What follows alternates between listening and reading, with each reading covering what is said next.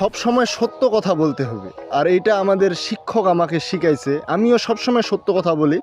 আমি ধরেন যে 100টার মধ্যে আমি মাত্র 99টা কথা মিথ্যা বলি।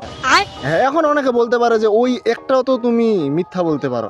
না না না, একটা পাপ পুণ্যের কিন্তু বিষয় আছে। তো ওই একটা যদি আমি মিথ্যা বলি, আমি আসলে মানে সবসময় আমার অলওয়েজ কি মনে হয় কি মিথ্যা কথা বলাটা না একটা পাপের মধ্যে দাঁড়ায়। আর এই পাপ করলে আমার পরবর্তী জীবনটা মানে পরবর্তী যে লাইফটা এটা খুব ভীষণ কষ্টকর হয়ে দাঁড়াবে। তাই আমার মনে হয় কি যে আমি সবসময় সত্য কথা বলবো। আর এটাই আমার যতদিন জীবন আছে, যতদিন আমার লাইফ আছে, এটা আমার একটা প্রতিজ্ঞা, এটা সংকল্পবোধ। আমি মাত্র 100টার মধ্যে মাত্র 99টা মিথ্যা কথা বলি, আর বাকি একটা মানে যেভাবে হোক যত কষ্ট হোক সেটা আমি সত্যি কথা বলার চেষ্টা করি। আর এটাই আমার ভদ্রতা, এটাই আমার নম্রতা। কি